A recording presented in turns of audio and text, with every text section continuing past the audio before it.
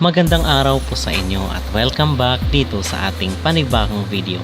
At magbibigay lang po tayo ng quick update dito sa Miss Grand International 2025 sa pamamagitan ni Emma Tiglao. So kahapon ay nagkaroon sila ng sashing ceremony at nasuot na nga ni Emma Tiglao itong kanyang sash na Philippines. At the same time, nagkaroon rin po sila ng time para dito sa dinner, pre-arrival dinner with Nawat at si CJ Opiasa. At base doon sa ating mga napag-alaman mga kapolitika ay isa talaga si Emma sa nakakuha ng atensyon ni Nawat. So ang sinasabi dito ay meron di umanong karibal. Okay, pag-usap-usapan ito dito sa social media na merong mga magagandang mga candidate rin to be fair naman doon sa ibang mga bansa na kung saan is gusto rin ni Nawat dito sa sa Miss Grand 2025. So maging patas naman tayo sa pagre-review ng ibang mga candidate na kung saan makitaan rin naman natin ng malaking potensyal na mananalo dito sa Miss Grand. At nakita natin itong post dito sa social media na ang sinasabi ang pinakamatinik daw na karibal ngayon ni Emma ay itong pambato ng France, kasi ever since ay hindi pa daw nanalo ang continent ng Europe. So baka this time around is ibibigay naman doon ni Nawat. Pero ang problema dito mga kapolitika is hindi naman ganoon kasi kalakas ang mga pageant dito sa Europe. So hindi natin alam kung makukumbinsi ba si Nawat na itong pambato ng France na napakaganda ay yun ang kukoronahan niya. Pero ang sabi is maganda daw or nagustuhan daw ni Nawat ang personality ni Emma Tiglao dahil maihalin tulad daw ito kay Eng Fawaraha. So ito ay usap-usapan lang naman dito sa social media at wala pang kumpirmasyon.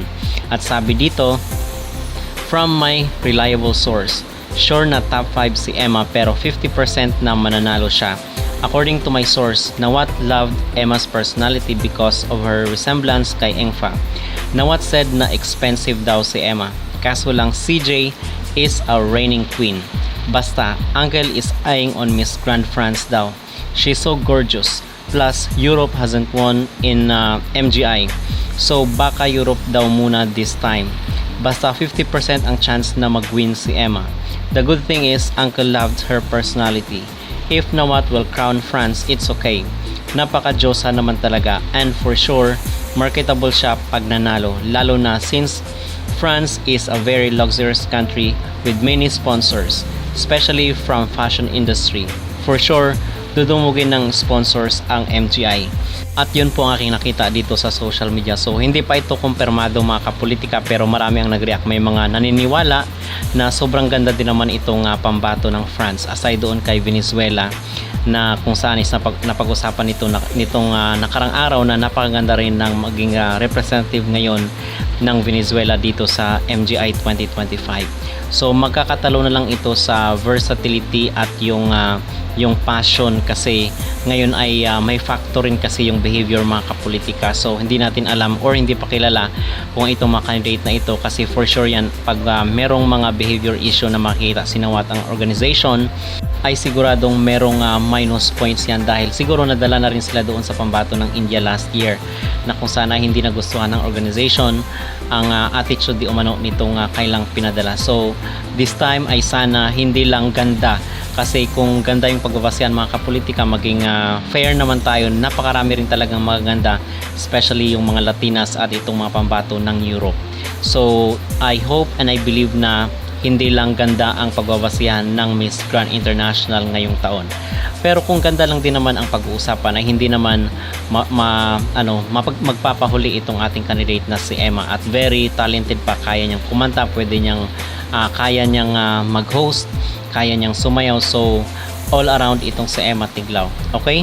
So I hope mga kapolitika i-reconsider yan. Pero ngayon ang ganap ng MGI is baka magkakaroon sila ng dinner sa cruise, at the same time dito rin na pumunta sila today dito sa Dream World sa Bangkok.